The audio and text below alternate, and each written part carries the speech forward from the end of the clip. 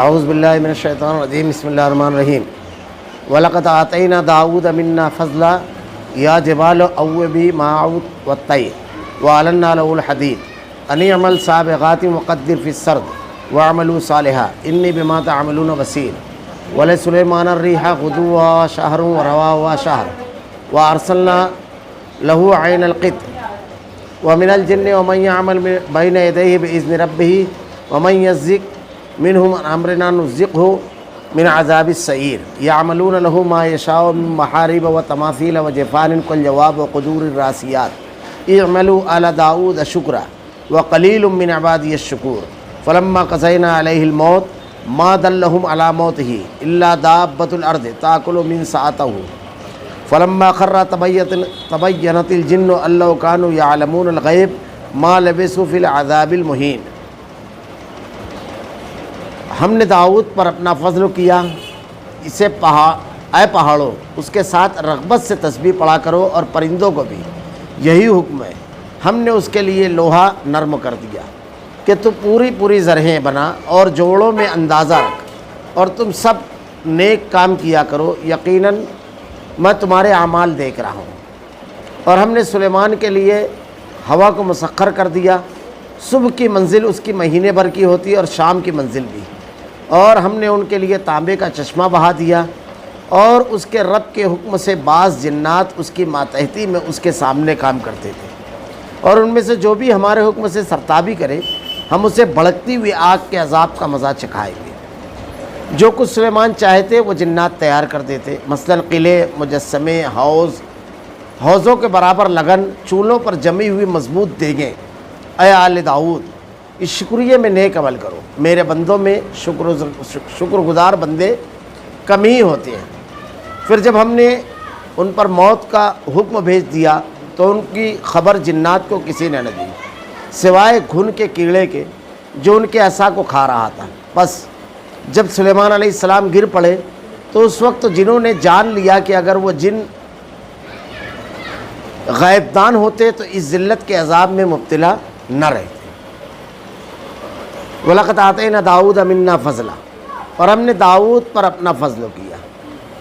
حضرت داؤد علیہ السلام جو ہے حضرت سلیمان علیہ السلام کے والد محترم تھے، اور اللہ رب العالمین نے آپ کو نبوت عطا کی تھی، اور آپ کا ایک واقعہ پیچھے بھی گزر چکا کہ حضرت داؤد علیہ السلام کو اللہ رب العالمین نے خصوصی فضل کئی انعامات دیے تھے خصوصی، جیسے جب طالوت اور جالوت کے اندر مقابلہ ہوا تو جالوت جو کہ بڑا ظالم، طاقتور، سرکش تھا، اس کے مقابلے پر طالوت جب نکلا تو حضرت داؤد علیہ السلام نے اس وقت تو گوفن میں پتھر رکھ کر کے اس انداز میں گھما کر کے پھینکتے تھے کہ بالکل ایگزیکٹ نشانے پر جا کر بیٹھتا تھا۔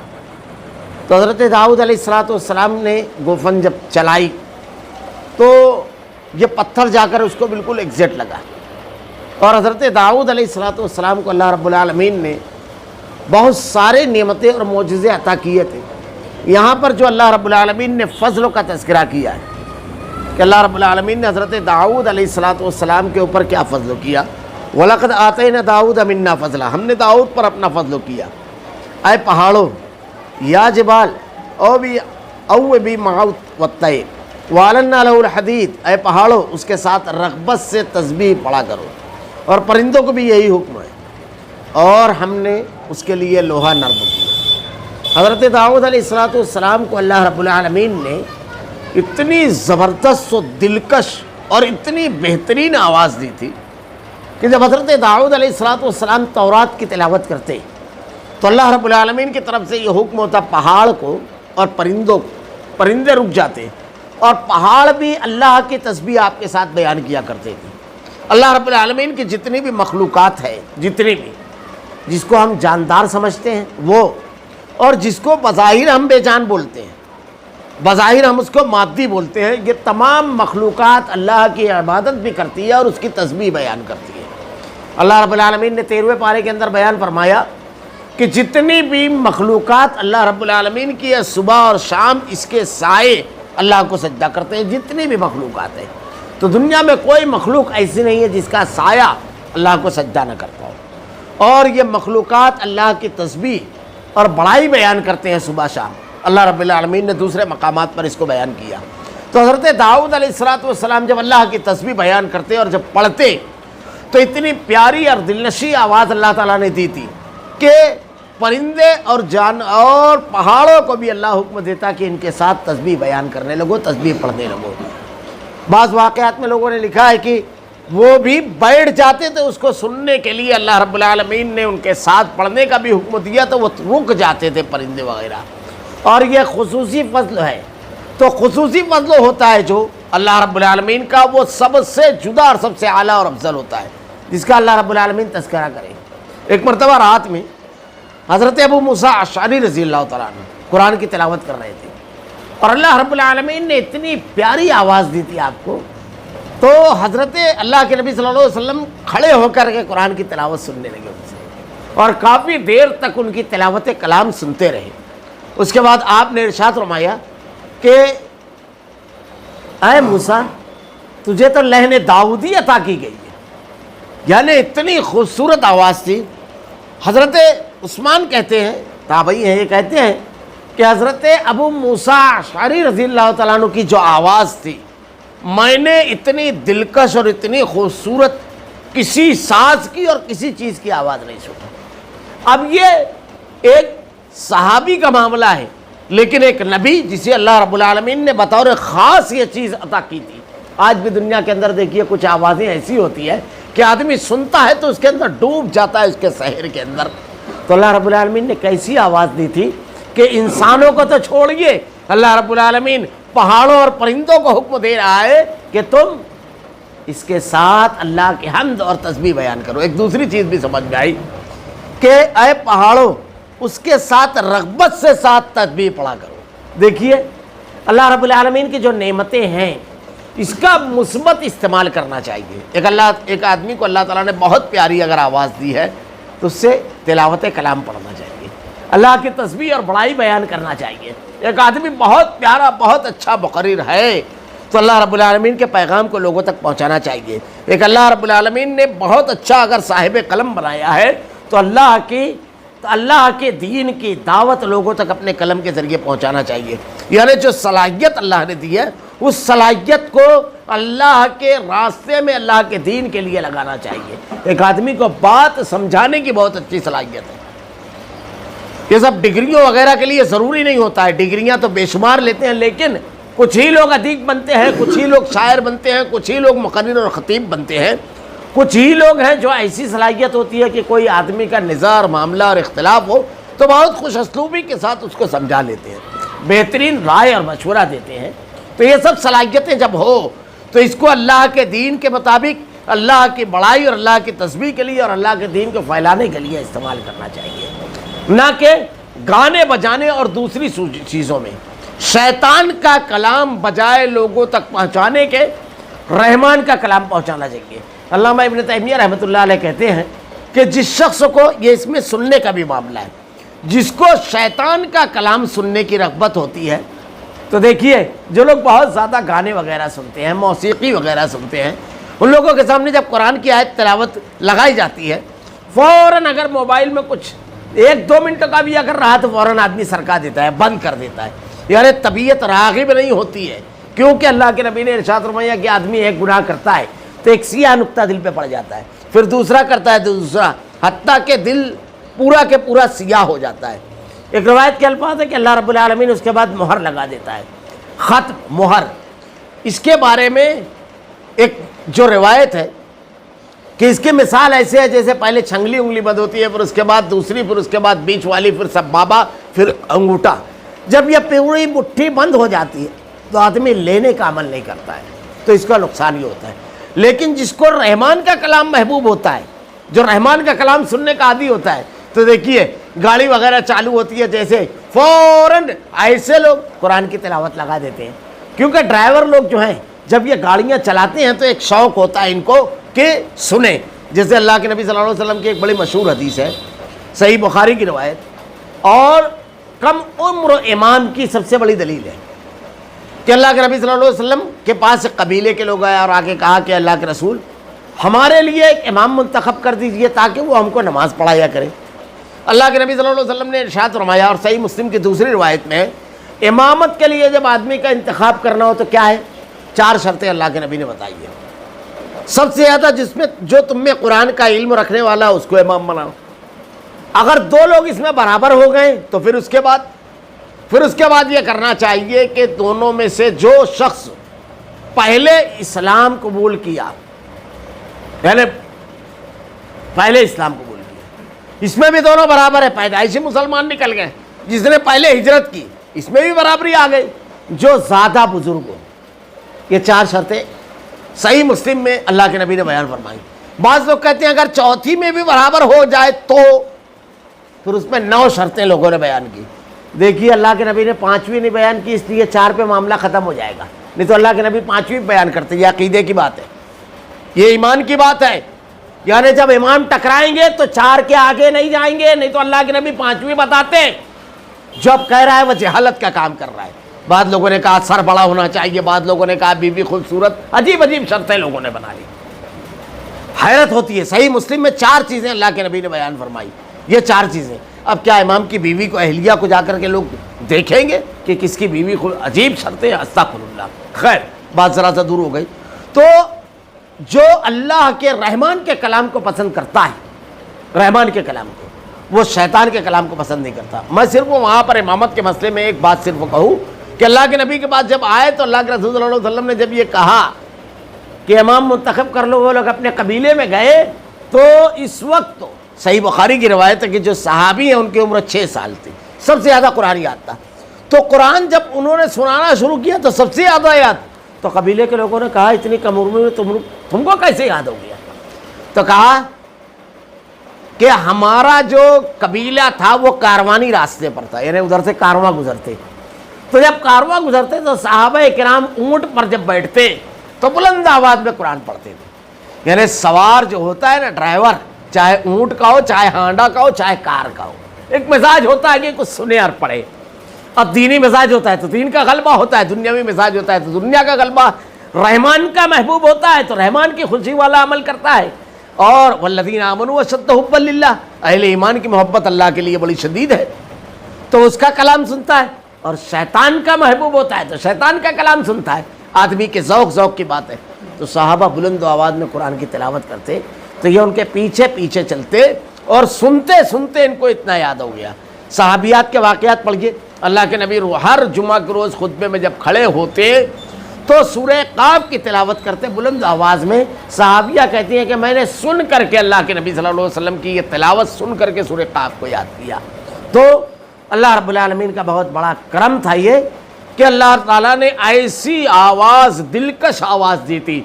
تو دلکش آواز یہ اللہ کا انعام ہے، اور بہت بڑا انعام یہ ہے کہ اللہ کی تسبیح اور بڑائی کے لیے اس کو استعمال کرے آدمی، اللہ کی دی ہوئی صلاحیتیں اللہ کی رضا اور خوشنودی کے انداز میں استعمال کرے۔ ایک دوسری چیز جو دی تھی، وَعَلَنَّا لَهُ الْحَدِيدَ، ہم نے ان کے لیے اس کے لیے لوہا نرم کر دیا، یعنی لوہا جو تھا۔ تو اللہ رب العالمین نے حضرت داؤد علیہ السلام کو یہ معجزہ دیا کہ آپ کے ہاتھ میں بالکل نرم ہو جاتا ہو۔ یا اللہ نے اتنی طاقت دی ہوگی، یا اللہ نے جیسے بھی اس کو عطا کیا، لیکن ان کو کسی سہارے کی ضرورت نہیں پڑتی تھی۔ جیسے آج کے دور میں اگر لوہے کو نرم کرنا ہے تو اس کو بھٹی میں پگھلایا جاتا ہے، پھر کسی چیز میں ڈال کر کے اس کو کوئی چیز بنائی جاتی ہے ماڈل، اور اس میں ڈال کر کے اس کو ڈھالا جاتا ہے۔ یہ اس کا بہت لمبا پروسیجر ہے۔ لیکن اللہ رب العالمین نے حضرت داؤد پر یہ فضل کیا تھا کہ حضرت داؤد کے ہاتھ میں بالکل لوہا نرم ہو جاتا ہے۔ یہ اللہ رب العالمین اپنے فضل کو گنا رہا ہے۔ ان اعمل سابقات وقدر فی السرد واعملوا صالحا انی بما تعملون بصیر۔ اب یہ دیکھیے لوہا جب نرم ہوا، اللہ رب العالمین نے جب یہ دیا، آواز دی، تو کیا کر رہے ہیں؟ اللہ کی تسبیح اور حمد بیان کر رہے ہیں۔ لوہا نرم کیا تو اب کیا کر رہے ہیں؟ اس سے بیکار کی چیزیں، بے مقصد چیزیں، فالتو چیزیں بنا رہے ہیں نہ۔ کیا کہا اللہ تعالیٰ نے؟ تو پوری زرہیں بنا اور جوڑوں میں اندازہ رکھ۔ اللہ رب العالمین نے یہ چیز سکھائی ان کو۔ جنگ کے وقت جو لباس زرے جس کو کہتے ہیں زرہیں، یہ لوہے کا لباس ہوتا ہے اور اس کو بہت باریکی سے بنانا پڑتا ہے، کیونکہ ایک تو یہ کہ مقابل جب آپ کے اوپر حملہ آور ہو تو تلوار اس کے اوپر زرہ کے اوپر جب پڑے تو اچٹ جائے، یعنی آپ کے اوپر حملہ آور جب حملہ کرے تو آپ کا بچاؤ ہو جائے. اور ظاہر سی بات ہے میدان جنگ میں اگر رہیں گے تو آپ کو بھی حملہ کرنا ہے، تو ہاتھ اور پیر دوسرے حصے چال کرنا چاہیے اچھی طرح، اتنی حکمت کے ساتھ. تو اس کی جو کڑیاں جو جوڑ ہے تو اس کو بالکل اندازے سے رکھنا، اندازے سے، نہ اتنا زیادہ کھل جائے کہ زرہ کا مقصد ختم ہو جائے اور نہ اتنا تنگ ہو کہ ہاتھ اور پیر چلانے میں اور پہننے ہی میں تکلیف ہو. اللہ رب العالمین نے کتنے پیارے انداز میں یہ چیز سمجھائی ہے. اب لباس کا پورا کے پورا معاملہ اسی کے اوپر فٹ ہو جاتا ہے. اس لیے فیشنوں میں جب ایسے لباس آتے ہیں جو بدن کو ڈھانکتے نہیں ہیں کبھی پسند نہیں کیے جاتے، جو اتنے چست ہوتے ہیں کہ کبھی کبھی رکوع اور سجدہ اس کے لیے بھی مسئلہ ہوتی ہے، اور یا تو اتنے کم ہوتے ہیں کہ پیچھے اگر کوئی نماز پڑھ رہا ہے تو اس کی نماز خراب ہوتی رہتی ہے، ساتر نہیں ہوتے ہیں، اتنے چست ہوتے ہیں کہ اٹھنا بیٹھنا مسئلہ ہو جاتا ہے. کسی مقام پر اگر کوئی چیز گر جائے تو ایسے واقعات ہو چکے ہیں کہ لباس اتنا ٹائٹ تھا کہ اٹھانے کی کوشش کے باوجود اٹھا نہیں سکے، اور کسی نے زیادہ توانائی صرف کی تو لباس نے ان کا ساتھ چھوڑ دیا بدن کا. اور وہ لباس جو سطر ڈھانکنے کے لیے تھا چیز اٹھانے میں سطر کو کھول دیا. کبھی نشیب و فراز بالکل عیاں ہو جاتے ہیں تو عام حالات میں بھی اور میدان جنگ میں خاص طور سے جو چیزیں استعمال ہونا چاہیے ایسے بھی زندگی میں وہ ایسی ہونا چاہیے کہ مسئلہ نہ ہو بلکہ اس کا مقصد جو ہے وہ حاصل ہو. تو اللہ رب العالمین نے کتنے کم انداز میں، کتنے کم میں، کتنے پیارے انداز میں ایک اصول اور ضابطہ دیا. اور ان اعمل صالحا واعملوا صالحا انی بما تعملون بصیر، اور تم سب نیک کام کیا کرو، یقیناً میں تمہارے اعمال دیکھ رہا ہوں. نیک کام کرنا، اللہ رب العالمین کے بتائے ہوئے راستے کے مطابق عمل کرنا، اللہ کے شکر گزاری کرنا. اللہ تعالیٰ نے جو صلاحیت دی ہے، جتنی بھی صلاحیتیں اللہ رب العالمین میں دی ہے، ان صلاحیتوں کا شکر ادا کرنا یہ نیکی ہے. اللہ کو راضی کرنے کی کوشش کرنا، اللہ کو ناراض کرنے والے عمل سے اپنے آپ کو بچانا. اللہ رب العالمین کی جو نعمتیں ہیں اگر ہم اپنے اوپر غور کریں تو اللہ رب العالمین نے کہا وَإِن تَعُدُّوا نِعْمَتَ اللَّهِ لَا تُحْصُوهَا، اللہ کی نعمتوں کو اگر تم گننا چاہو تو گن نہیں سکتے. وَلِسُلَيْمَانَ الرِّيحَ غُدُوُّهَا شَهْرٌ وَرَوَاحُهَا شَهْرٌ وَأَرْسَلْنَا لَهُ عَيْنَ الْقِطْرِ، اور ہم نے سلیمان کے لیے ہوا کو مسخر کر دیا. صبح کی منزل اس کے مہینے بھر کی ہوتی ہے اور شام کی منزل بھی. حضرت سلیمان علیہ السلام جو حضرت داؤد کے لڑکے تھے، اللہ رب العالمین نے ان کو کیا نعمتیں دی اس کا تذکرہ کر رہا ہے. ایک بہت بڑی نعمت تو یہ کہ اللہ رب العالمین نے ان کو ایسی حکومت دی کہ اس کے بعد کسی کو نہیں دی. ایک روایت بہت مشہور ہے کہ اللہ کے نبی صلی اللہ علیہ وسلم ایک مرتبہ نماز پڑھ رہے تھے، ایک شیطان جن آپ کو نماز میں پریشان کرنے لگا، یعنی بیکاری کی کوشش، آپ کو راغب کرنے کی کوشش. اللہ کے نبی صلی اللہ علیہ وسلم نے اس کو ایک مسجد کے ستون سے باندھ دیا، اور اس کے بعد صبح ہونے سے پہلے پہلے آپ نے یہ کہہ کر کھول دیا کہ مجھ کو اگر میرے بھائی سلیمان کی دعا کا خیال نہ ہوتا تو میری قوم کے بچے تجھ سے کھیلتے. ہمارے یہاں جو لوگ بولتے ہیں نا میرے قبضے میں 7 جن ہیں، میرے قبضے میں 12 جن ہیں، یہ لمبی لمبی چھوڑتے ہیں. جن کسی کے قبضے میں ہوتا نہیں ہے. یہ خاص حضرت سلیمان علیہ السلام کو عطا کیا گیا تھا. ایک مرتبہ ایک جگہ بیٹھے ہوئے تھے، ایک آدمی مجھ سے کہنے لگا بولے میرے قبضے میں 4 جن ہیں. میں نے کہا میرے قبضے میں 7 ہیں. تو وہ چپ ہو گیا. اب اس کو ثابت کرنا ہے نا، اس کے پاس 4 کہتے ہیں، پھر میں بولوں گا 7 کیسے.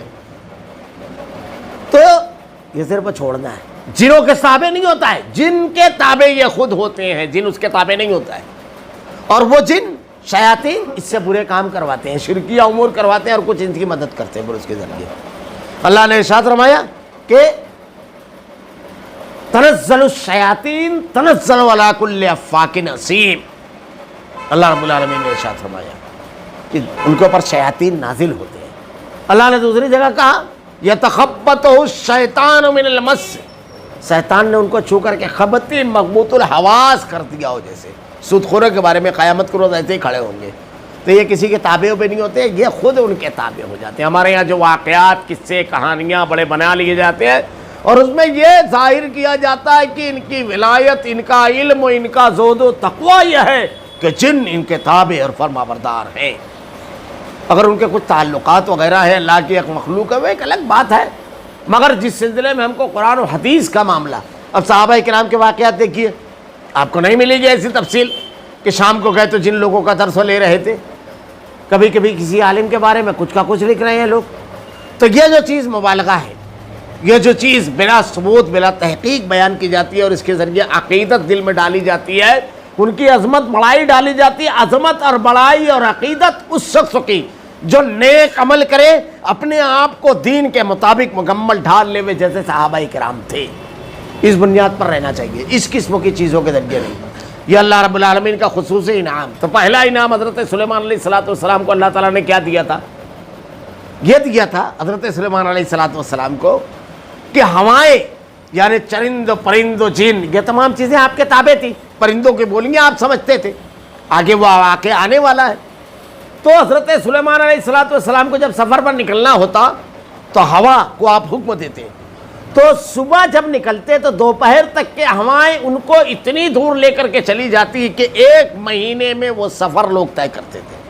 ان کا جو بحری بیڑا تھا، ان کے جو جہاز تھے، 1 مہینے کا سفر 1 آدھا دن میں، اور دوپہر کا جب وہ کھانا تناول کرتے رک کر ایک جگہ، تو 1 مہینے کا سفر کر چکے ہوتے۔ شام تک کے دوسرے مہینے کا یا 2 مہینے کا اللہ نے ارشاد فرمایا صبح کی منزل ان کے مہینے بھر کی ہوتی اور شام کی بھی 1 مہینے۔ اللہ رب العالمین کا یہ آپ کے اوپر خصوصی انعام تھا، معجزہ تھا۔ اب یہ کس کے ذریعے آتے تھے؟ ہوا کے ذریعے۔ ہمارے یہاں تو بغیر ہوا کے کوئی یہاں اڑ کے پہنچ رہا ہے، کوئی وہاں اڑ کے پہنچ رہا ہے۔ حضرت سلیمان علیہ السلام اور آپ کے جو صحابہ تھے، ان کو تو اللہ تعالیٰ نے یہ دیا تھا معجزہ کہ ہوا کے ذریعے یہاں سے وہاں پہنچے، اور ہمارے یہاں ادھر ڈوبے ادھر نکلے، ادھر گائے ادھر حاضر۔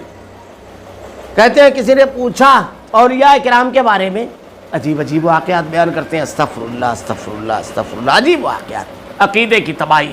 ایک ولی کے بارے میں ایک واقعہ لکھا احمد رضا خان صاحب نے، واقعہ لکھا، یہ اللہ کے برگزیدہ بندے تھے انبیاء کرام، معجزات سے، جو انبیاء کے معجزات ہیں اس سے بڑھ کر کے جھوٹی کرامتیں بیان کی گئی تھی۔ یہ معمولی چیزیں نہیں ہیں، بیان کی گئی باقاعدہ، بلکہ ہندوستان کے اندر تو اگر آپ دیکھیں نا تو باقاعدہ مقابلہ آرائی چلی۔ جب لوگوں نے دیکھا کہ ہمارے ہم وطن بتا رہے ہیں کہ بھائی طبیعت جب بگڑی، اور ان کے واقعے میں کہ ہنومان کو جب کہا گیا کہ فلاں فلاں جگہ سے پہاڑ پر سے ایک بوٹی لے کر آئے، اب یہ حضرت گئے تو بوٹی سمجھ میں نہیں آئے تو سودھا پہاڑ لے کر چلے آئے۔ مسلمانوں نے بھی دیکھا ایسا، انہوں نے بھی لوٹے میں آنا ساگر منگا لیا، مقابلہ آرائی چلی کو، واقعات بنائے گئے، یہ سب چلا۔ یہ عنوان نہیں ہے، انشاءاللہ کرامات کی بحث کہیں یہاں پر آئے گی تو انشاءاللہ العزیز معجزات کی وہاں رک کر کے ہم کریں گے انشاءاللہ۔ تو ایک واقعہ بیان کیا گیا کہ ایک ولی صاحب تھے، احمد رضا خان صاحب لکھتے ہیں، عجیب معاملہ ہے، لکھتے ہیں وہ احمد رضا خان صاحب کہ پیر ہر وقت اپنے مرید کے ساتھ رہتا ہے، تو کہا کہ اپنے مرید سے کہتے ہیں کہ تمہاری 2 بیویاں ہیں، کل ایک بیوی جاگ رہی تھی اور آپ دوسرے بیوی سے ملاقات کر رہے تھے، تو بولے آپ کو کیسے معلوم؟ تو بولے وہاں کمرے میں ایک پلنگ تھا خالی، بولے ہاں، بولے اس پر میں تھا، نعوذ باللہ استغفر اللہ ثم استغفر اللہ۔ عقل و گھر رکھ کر آتے ہیں قلم اٹھاتے وقت، کیسی حرکت دیکھ رہے ہیں آپ؟ کسی کی بیوی کی تاک جھانک سے اللہ کے نبی نے منع کیا، یہ پورا منظر گھر میں گھس کر کے دیکھ رہے ہیں۔ اللہ کے نبی نے کہا اگر کوئی جھانکے آپ کے گھر کے اندر تو اس کی آنکھ پھوڑ دو، اللہ کے نبی نے ارشاد فرمایا۔ معمولی چیز نہیں ہے، یہ کتنا بڑا گناہ ہے، اور ولایت کے نام پہ یہ ہو رہا ہے۔ عقیدے کی تباہی کی انتہا ہے، دین نہ جاننا ہے، یہ جہالت ہے۔ اللہ کے نبی صلی اللہ علیہ وسلم، اللہ کے رسول صلی اللہ علیہ وسلم کے واقعات کتنے ہیں، آپ زندہ موجود۔ حضرت عثمان رضی اللہ تعالیٰ عنہ مکہ گئے بات کرنے کے لیے صلح حدیبیہ کے موقع پر، آپ کی شہادت کی جھوٹی خبر اڑ گئی۔ اللہ کے نبی صلی اللہ علیہ وسلم نے لوگوں کو بلایا، صحیح بخاری کی روایت کے الفاظ دیکھیے، قرآن میں اللہ تعالیٰ نے اس واقعے کو نقل کیا کہ اللہ کے نبی نے ایک درخت کے نیچے بیعت کی، لقد رضی اللہ عن المؤمنین اذ یبایعونک تحت الشجرہ، اور الفاظ کیا تھے کہ ہاتھ عثمان کا ہاتھ ہے، اللہ کی قسم ہم قتل عثمان کا قصاص لیں گے، اور آپ زندہ ہیں مکہ میں، آپ ہر جگہ موجود نہیں ہیں۔ کتنے واقعات بیان کیے جائیں. معراج پڑھیے, اللہ تعالیٰ کہتا ہے سبحان الذی اسریٰ بعبدہ لیلا من المسجد الحرام الی المسجد الاقصی, پاک ہے وہ ذات جو اپنے بندے کو مسجد حرام سے مسجد اقصی لے گئی. اگر مسجد اقصی میں بھی موجود تھے تو لے جانا کیا معنی رکھتا ہے؟ حضرت سلیمان علیہ السلام بھی ایسا نہیں تھا کہ 24 گھنٹہ رہتے تھے, یہ نبی تھے اور اللہ نے ان کو معزت دیا تو ہوا کے ذریعے جاتے تھے, یہ ایسا نہیں. یہاں پتہ چلا ایک مرید ڈوب رہا ہے, وہ اس نے آواز دی تو پہنچ گئے وہاں پر. ایک صاحب کے بارے میں بیان کیا جاتا ہے, امداد اللہ مہاجر مکی کے, بولے وہ حجرے میں گئے اور لنگی نہیں چھوڑتے نکلے. کیا ہوا؟ بولے وہ مریدین کا جہاز ڈوب رہا تھا, انہوں نے سطح لگائی تو وہ کندھا لگایا اس کو, جا کر کے جہاز کو بچایا. استغفر اللہ, کیا عقیدہ دے رہے ہیں آپ؟ انبیاء کو جو چیز نہیں عطا کی گئی معجزے میں وہ بیان کیا جا رہا ہے جھوٹ, اور بچانے والی ذات کس کی ہے؟ اللہ رب العالمین کی. حضرت ابراہیم علیہ السلام سے فرشتے کہتے ہیں تو آگے کہتے ہیں, وہ جواب دیتے ہیں حسبنا اللہ و نعم الوکیل, میرے لیے میرا اللہ کافی ہے. حضرت یوسف علیہ السلام کنویں میں ڈالے گئے, کوئی نہیں آیا, باپ نبی, دادا نبی, پردادا نبی, کوئی نہیں آیا.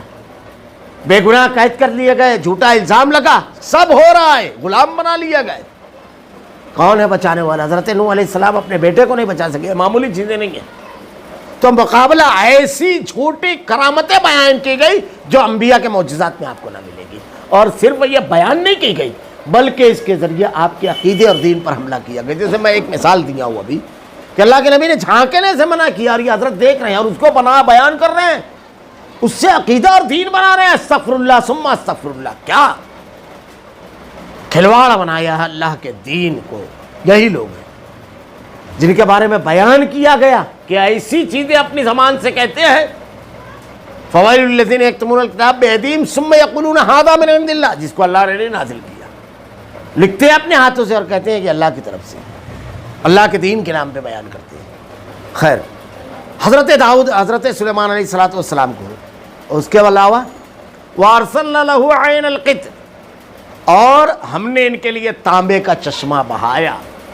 لوہا اللہ تعالیٰ نے حضرت داؤد علیہ السلام کے ہاتھ میں نرم کیا, ان کے لیے لوہے کا باقاعدہ چشمہ تانبے کا جاری کیا, چشمہ, اور اس چشمے سے خود تانبا نکالا حضرت سلیمان علیہ السلام نے, اور اس سے خوب فائدہ اٹھایا, مختلف چیزیں بہت بڑی بڑی اس سے بنائی اس تانبے کے چشمے سے. اللہ رب العالمین کا خاص معجزہ تھا جو اللہ رب العالمین نے حضرت سلیمان علیہ السلام کو عطا کیا.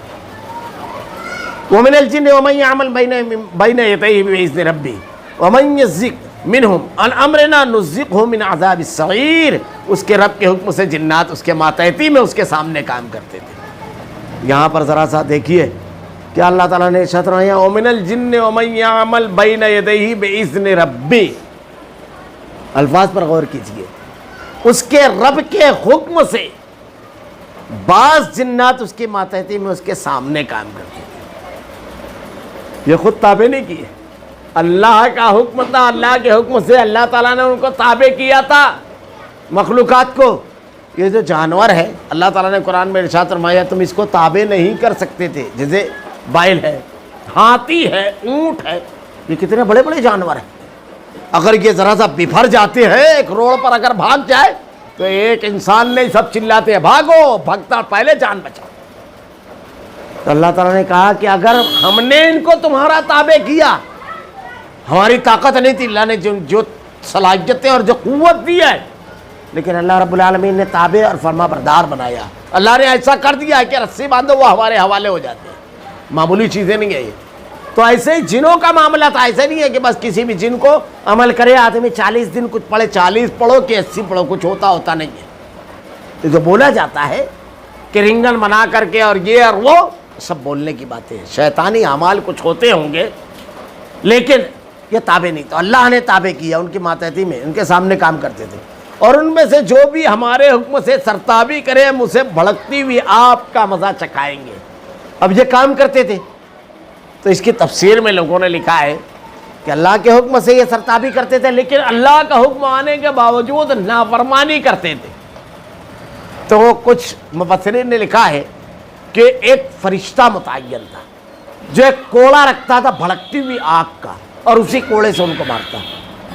اور زیادہ تر مفسرین کی رائے یہ ہے, جو قرآن کے الفاظ ہیں اس کی بنیاد پر, کہ ہم اسے بھڑکتی ہوئی آگ کا مزہ چکھائیں گے، یا قیامت کے روز ہے کہ جو لوگ سرکشی کیے ہیں، جنہوں نے، اللہ رب العالمین قیامت کے روز ان کو ان کی سرکشی کا، ان کی مخالفت کا اور حکموں کی تعمیل نہ کرنے پر بھڑکتی ہوئی آگ میں ڈالے گا۔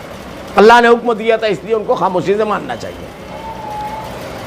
یعلمون لہ ما یشاء من محارب و تماثیل و جفان کالجواب و قدور الراسیات، جو کچھ سلیمان چاہتے وہ جن تیار کر دیتے۔ حضرت سلیمان علیہ السلام کی جو بھی خواہش ہوتی وہ کر دیتے تھے، بڑے بڑے کام جو انسانوں کے بس میں نہ ہو، کیونکہ اللہ تعالیٰ نے مختلف مخلوقات کو مختلف صلاحیتیں دی ہیں، تو صلاحیت کا حضرت سلیمان علیہ السلام فائدہ اٹھاتے تھے۔ ابھی آج کل واٹس ایپ پر چل رہا ہے کہ حضرت سلیمان علیہ السلام ایک سفر سے گزرے تو ایک انتہائی پتھریلا علاقہ ہے، اس میں 300 کنویں اللہ تعالیٰ کہ نبی حضرت سلیمان علیہ السلام نے جنوں سے کھدوایا، عرب کے علاقے میں ہے وہ۔ اس میں کچھ کنویں اتنے چھوٹے ہیں کہ ممکن ہی نہیں ہے، آدھا میٹر کا قطر ہے ان کا، یعنی چوڑائی، اور بلندی پر ہے وہ کنویں، اور میٹھے پانی کے بڑے زبردست، تو یعنی انسانوں کے بس کی بات نہیں۔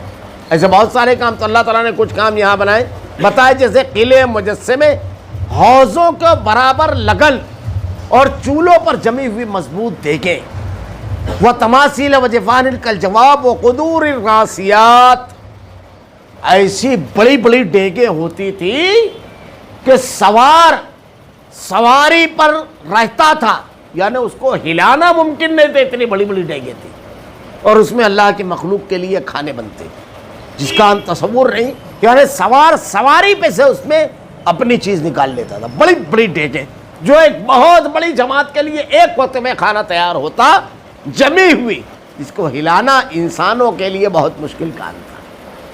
وہ بڑی بڑی دیگیں تانبے کے، چشمہ جاری ہوا، اور تانبے سے اللہ رب العالمین نے جب چشمہ جاری کیا تو اس سے حضرت سلیمان علیہ السلام نے قلعے، عمارتیں اور بڑی بڑی دیگیں تیار کروائی۔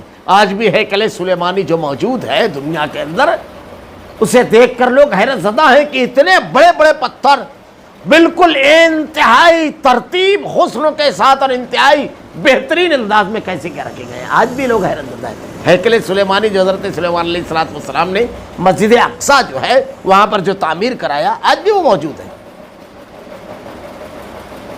اعملوا آل داؤد شکرا وقلیل من عبادی الشکور، اے آل داؤد اس کے شکریہ میں نیک عمل کرو۔ اللہ رب العالمین نے جو نعمتیں، اللہ رب العالمین کا جو انعام ہے، اگر آدمی اس کا شکر ادا کرے تو اللہ رب العالمین کی فرما برداری کرتا ہے۔ حضرت داؤد علیہ السلام نے اللہ رب العالمین سے سوال کیا، آپ انتہائی نیک بندے تھے، تسبیح پڑھنے والے، حمد و ثنا کرنے والے، اور ایک روز آپ روزہ رکھتے اور ایک روز بنا روزے کے رہتے۔ اللہ کے نبی حضرت داؤد نے اللہ رب العالمین سے سوال کیا، اللہ میں تیرا شکر کس طرح ادا کروں؟ اللہ رب العالمین نے کہا یہی شکر ادا کرنا ہے کہ تو میری تمام نعمتوں کو میری نعمت مان رہا ہے کہ میں نے تجھ کو عطا کیا۔ جب اللہ کی عطا کی ہوئی آدمی مانے گا تو اللہ کا شکر ادا کرے گا۔ اللہ تعالیٰ نے ارشاد فرمایا شکر بڑی قیمتی چیز ہے۔ اللہ نے ارشاد فرمایا لئن شکرتم لازیدنکم، اگر تم شکر گزاری کرو گے تو اللہ زیادہ دے گا۔ اب شکر گزاری، ہر نعمت پر شکر ادا کرنا اللہ رب العالمین کا، ہر نعمت پر۔ اللہ رب العالمین نے ہم کو ہاضمہ دیا، ہم کھانا کھانے بیٹھے، اچھا کھانا دے دیا، پہلی چیز یہ شکر اللہ کا۔ کھانا کھایا، ہم نے ہضم کر دیا، ہم لوگ سمجھتے ہیں پیٹ میں گیا تو کام ختم، کام تو اب شروع ہوا، معدہ ہضم کرنا نہیں بند کر دے ہوئے تو سمجھ بن جائے گی، اب کام شروع ہوا الحمدللہ۔ اللہ رب العالمین نے صحت مند جسم دیا، لنگڑا لولا نہیں بنایا الحمدللہ، کانا اندھا نہیں بنایا الحمدللہ۔ اللہ رب العالمین نے نارمل دماغ دیا، پاگل نہیں بنایا، ایک دم بدھو نہیں بنایا الحمدللہ۔ نعمت آدمی کی سوچے 24 گھنٹہ وہ اس میں ڈوبا ہوا ہے، اور جتنا زیادہ شکر ادا کرے گا اتنا زیادہ اللہ نوازے گا۔ اب ایک چیز دیکھیے، ایک آدمی چھوٹا موٹا کام کرتا ہے، 500 روپیہ روز، 300 روپیہ روز، ہفتہ بھر اس نے کام کیا، ہفتے بھر بعد اس کو پگار مل گئی، اللہ کا شکر۔ کیوں؟ ارے بھائی ہمارے یہاں حکومت اعلان کر دیتی کرونا پھر آ رہا ہے بند، یہ جمعہ کے روز جو ہم لے کر کے آ رہے ہیں، تنخواہ لے کر آتے، صبح اٹھ کر جا رہے ہیں، شام کو جا کر رہے ہیں کام پر، اور ہمارے گھر میں سب چل رہا ہے۔ کون چلا رہا؟ الحمدللہ۔ اگر صبح اٹھتے اور بے تیز بخار بدن میں درد، کام پر جا پاتے؟ الحمدللہ ہم گئے، الحمدللہ ہم نے کام کیا، وہاں ناک میں پیٹ میں درد نہیں ہوئی کسی وجہ سے، جہاں کام کرتے ہیں اس کے یہاں میت نہیں ہوئی، شادی نہیں نکلی، کوئی جھگڑا فساد نہیں ہوا، کام برابر چلا، الحمدللہ۔ یہ معمولی چیزیں نہیں، قدم قدم پر رکاوٹیں ہوتی ہیں، سب دور ہے، اللہ تعالیٰ بالکل نارمل، معمولی چیزیں نہیں ہیں۔ تو اگر ہم شکر گزاری کریں گے، لئن شکرتم لازیدنکم، تو اللہ اور زیادہ دے گا۔ شکر کی اگر زبان، ہم گفتگو کر رہے ہیں بیٹھ کر کے، ایک مجلس میں بیٹھے ہیں، کوئی بہترین بات ہم نے کہہ دی، سب توجہ سے سنے، سب کو پسند آئی، سب ہم کو داد و تحسین کی نظروں سے دیکھنے لگے، الحمدللہ اللہ تو نے دماغ ایسا دیا، ایسی بات تو نے زبان پر ڈال دی کہ ہم نے پیش کیا، ہم نے کوئی اچھا کام کیا، لوگ خوش ہو گئے، لوگ ہم کو شاباشی دینے لگے، الحمدللہ کہ اللہ تو نے وہ کام مجھ سے کروا لیا۔ معمولی معمولی چیزیں نہیں، اللہ تعالیٰ نے بہت بڑی توند نہیں دی، بہت دھبا نہیں بنایا، بالکل فٹ بنایا، الحمدللہ۔ یہ شکر گزاری کی تمام چیزیں آپ غور کرتے جائیں گی۔ دانت اللہ رب العالمین نے محفوظ رکھے، ابھی ٹوٹے نہیں ہیں، جس کا ختم ہو جاتا ہے اس سے پوچھیے۔ گنا کھا رہے ہیں، بھٹا کھا رہے ہیں، احساسی نہیں ہے، پھلی کھا رہے ہیں، الحمدللہ رب العالمین تیرا شکر۔ تمام نعمتیں، جت نعمت کا جتنا زیادہ شکر گزار رہے گا آدمی، اتنا زیادہ اللہ کا انعام حاصل کرے گا، کیونکہ اللہ کا وعدہ سچا ہے، لئن شکرتم لازیدنکم۔ کوئی چیز زیادہ چاہیے، خوب شکر گزاری۔ اب اللہ کے نبی کی ایک حدیث کہ اللہ کے نبی نے ارشاد فرمایا، بندہ مومن دنیا کے تمام انسانوں سے الگ ہوتا ہے، جب اللہ اسے انعامات سے نوازتا ہے تو وہ شکر کرنے والا شاکر بندہ ہوتا ہے، اور جب اللہ اسے امتحان اور آزمائش میں مبتلا کرتا ہے تو صبر کرنے والا صابر بندہ ہوتا ہے۔ تیسری کوئی کیفیت نہیں ہوتی۔ اب تیسری کیفیت کیا ہے؟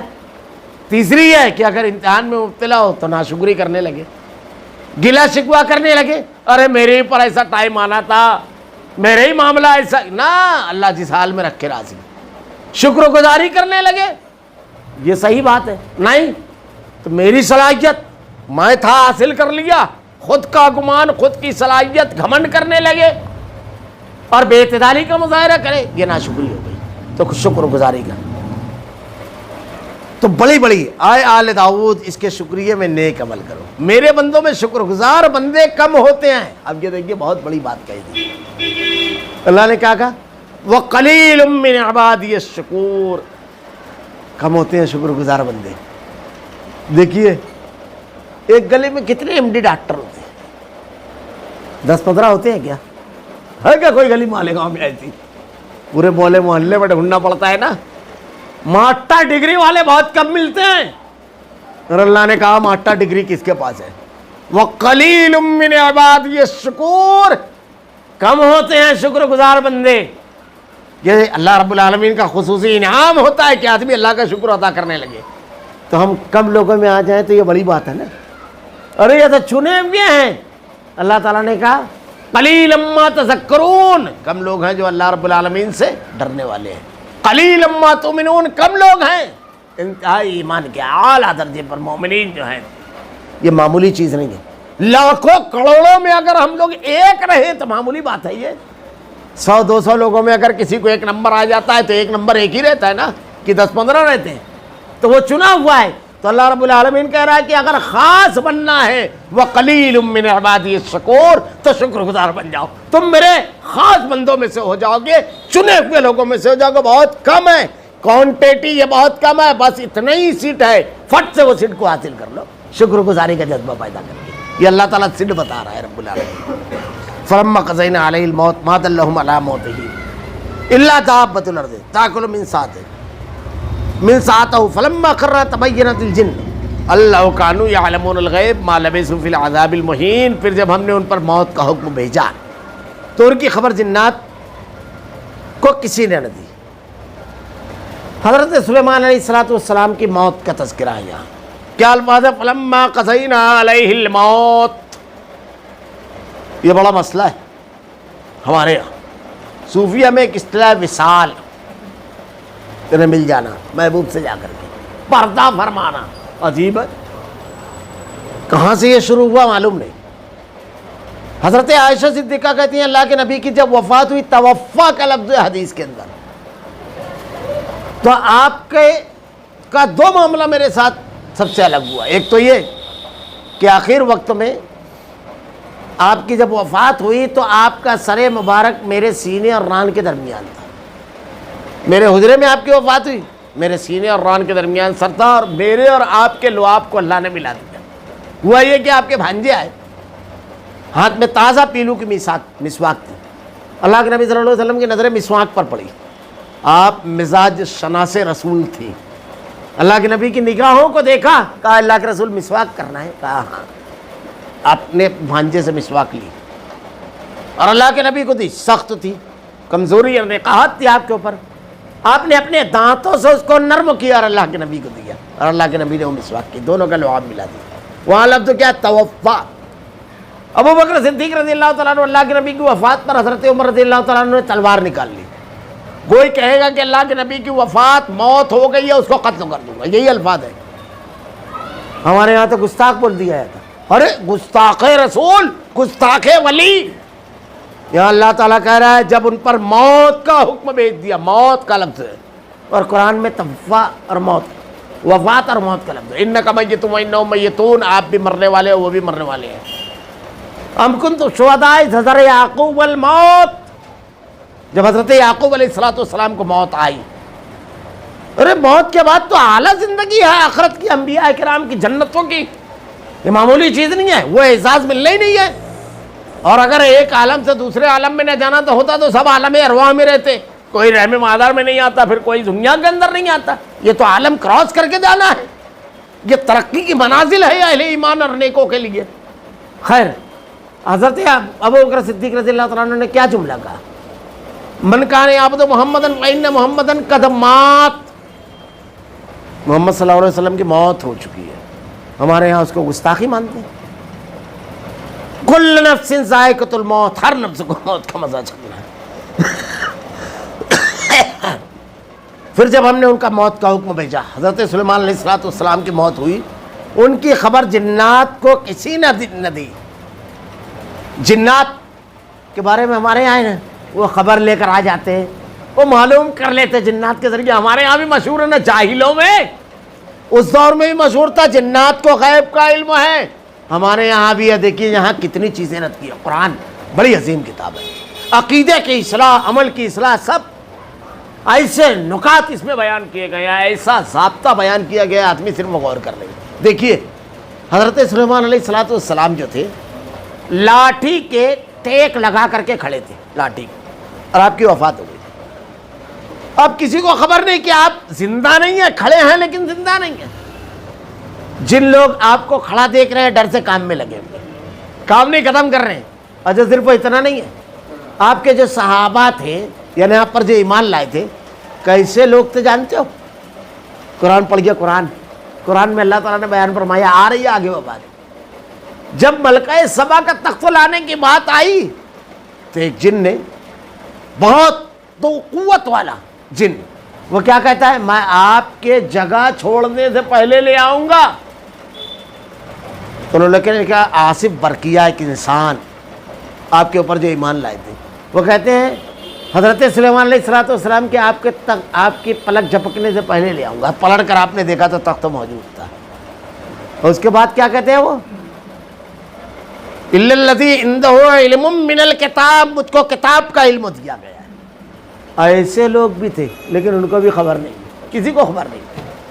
ہمارے یہاں کسی کے بھی بارے میں بول دیتے، ارے وہ تو کیا ہے تمہارے دل میں، بتا دیتے ہیں۔ اولیاء کے بارے میں یہ عقیدہ بنا لیا، خلاص مقام پر ایک مرید پکار رہا ہے، یہ پہنچ گئے۔ علم غیب کا کسی کو نہیں رہتا ہے، علم غیب صرف اللہ کو ہے، اور یہ کوئی اور نہیں۔ قیامت کے روز تمام انبیاء کو اللہ جمع کرے گا اور پوچھے گا، یوم یجمع اللہ الرسل، تمام نبیوں کو اس روز جب جمع کرے گا اور پوچھے گا کہ کیا یوم یجمع اللہ الرسل، پوچھے گا ان سے کیا جواب دیا تو تمہاری قوم نے، تو کہیں گے کہ اللہ تو بہتر جانتا ہے، انک انت علام الغیوب، سارے غیب کا جاننے والا تو ہے۔ یہ جواب دیں گے تو کیا کہا؟ ان کو نہیں خبر ہوئی۔ کیسے خبر لگی؟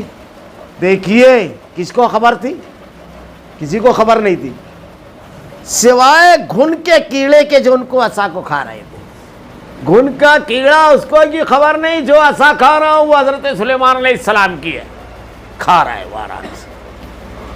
اور یہ بھی کہ جب حضرت سلیمان علیہ السلام کی موت ہوئی تو اپنا عصا بھی نہیں بچا سکے گھن کے کیڑوں سے۔ یہاں پر سلیمان سے کم درجے کے ولی کے بارے میں عقیدہ بنا لیا کہ مردہ ہونے کے بعد آ کر کے مدد کرتے ہیں۔ استغفر اللہ ثم استغفر اللہ۔ قرآن پڑھیے، قرآن انبیاء کرام کے واقعات میں عقیدہ بالکل شفاف کر دیتا ہے اللہ رب العالمین، ساری گرد و سارے شکوک اور سارے سوالات کے جوابات مل جاتے ہیں۔ بتائیے کیا ہوا؟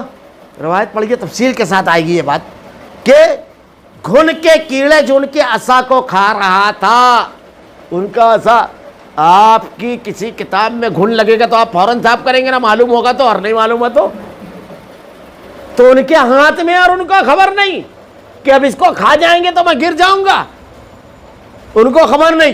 یہاں قبر میں ہے، دفن ہے، اور نہ جانے کہاں کہاں پہنچ جاتے ہیں، خبر ہو جاتی ہے۔ استغفر اللہ، کیا عقیدہ بنایا آپ نے؟ قرآن کیا بیان کر رہا ہے؟ اور یہ ایسے ویسی ذات کا معاملہ نہیں ہے، انبیاء اپنے سماج اور معاشرے کا سب سے اعلیٰ طبقہ نبی چنا ہوا ہوتا ہے۔ اور یہ کن کے بارے میں تذکرہ ہے؟ اللہ تعالیٰ نے پہلے ہی صاف کر دیا معاملہ کہ ہم نے داؤد پر اپنا فضل کیا، سلیمان پر۔ یہ معمولی نہیں تھے۔ آج کسی کے ہوا کسی کے قابو میں نہیں ہے، جنات کسی کے قابو میں نہیں ہے، فرشتے اور معاف کیجئے گا جانوروں کی بولیاں کوئی نہیں سمجھتا ہے، مہینوں کا سفر کوئی نہیں کر سکتا۔ یہ اتنی چیزیں اللہ نے عطا کر دی۔ تانبے کا چشمہ جاری کیا، جنات کو ان کا تابع کیا۔ جب سلیمان گر پڑے، اپنے آپ کو روک سکے یا دوسروں کو روکیں گے؟ حضرت سلیمان علیہ السلام نبی ہے۔ میں اکثر ایک بات کہتا ہوں کہ اللہ تعالیٰ نے قرآن میں کہا لا تأخذوہ سنۃ ولا نوم، نہ اس کو نیند آتی ہے نہ اونگ۔ اونگنے والے کے آدمی کو دیکھو، کبھی کوئی بہت اچھی روحانی تقریر ہوتی ہے تو ہوتا ہے نا، بازو والا دھاڑتے گرتا ہے، یہ سب چونک جاتے ہیں کہ یہ کیا ہوا، کیونکہ ایک دم روحانی ماحول جب ہوتا ہے، آدمی بیٹھا بیٹھا بیٹھا بس اچانک ذرا سا اونگ آئی، بازو والے کے اوپر گرا، پھر وہ بھی ذرا سا شرمندگی کا احساس ہوتا ہے، اس کو بھی اونگ آتی ہے تو آدمی گرنے لگتا ہے۔ اور سویا ہوا، اگر ٹانگ آدمی اگر لیٹا ہے اور ایسے کھڑی ہے، نیند آئی تو دھیرے دھیرے دھیرے دھیرے ایسا دیکھیں گے دنیا میں کسی کو کہ ایسے ہاتھ اٹھا کے سو رہا ہے، ٹانگ دیکھیں کیا؟ اپنی باڈی آدمی نہیں روک پاتا اس کو، جب تک زمین پہ نہیں جائے گی نیند نہیں آئے گی۔ خود کی باڈی جو نہیں سنبھال سکتا دوسروں کو سنبھالے گا۔ یہ تو موت کی چھوٹی بہن ہے نیند۔ اب موت جب آتی ہے تو اللہ کا نبی کون؟ نبی کے بعد درجہ ہوتا ہے صحابہ جو نبی پر ایمان لاتے ہیں ان کا، پھر اس کے بعد تابعین کا، پھر اس کے بعد یہ اولیاء کرام آتے ہیں۔ اور کون ولی ہے یہ ہم جانتے بھی نہیں، یہ تو اللہ بہتر جانتا ہے۔ تو ان کا درجہ بہت کم ہے، کیونکہ نبی پر اگر ایمان نہ لائے تو ولایت کسی کو مل ہی نہیں سکتی نبی کو مانے بغیر۔ اور جتنا زیادہ نبی کا فرما بردار رہے گا، نبی کی بتائی ہوئی باتوں پر عمل کرنے والا رہے گا، اتنا بڑا ولی رہے گا۔ اب نبی کا معاملہ یہ کہ جب گر پڑے اس وقت تو جنہوں نے جان لیا، اب جن کو معلوم پڑا رے اپنے تو ڈر اور خوف سے کر رہے تھے، تو نہ جنوں کو معلوم اور نہ ان کے تمام ساتھیوں کو، کسی کو خبر نہیں۔ جن غیب دان ہوتے ہیں، اگر وہ جن غیب دان ہوتے تو اس ذلت کے عذاب میں مبتلا نہیں ہوتے۔ عذاب ہی تھا نا، حکم دینے والا دنیا میں نہیں رہا اور یہ ڈر اور خوف سے کر رہے ہیں۔ اگر ان کو علم ہوتا تو یہ اس ذلت کے عذاب نہیں ہوتے۔ اللہ کے علاوہ کوئی نہیں یہ غیب کا جاننے والا۔ اللہ کی اس مخلوق کے بارے میں جو ہم سے مخفی ہے، کچھ چیزیں جو بیان کی گئی ہے، انسان ان کے بارے میں مختلف افسانے ہمیشہ سے بیان کرتا رہا ہے۔ آج کے دور میں بھی لوگ عقیدے پر حملہ کرنے کے لیے بہت ساری کہانیاں بیان کرتے ہیں۔ اللہ تعالیٰ نے حضرت سلیمان علیہ السلام کے واقعے کے تناظر میں اس مخلوق کی حقیقت کو واضح کر دیا۔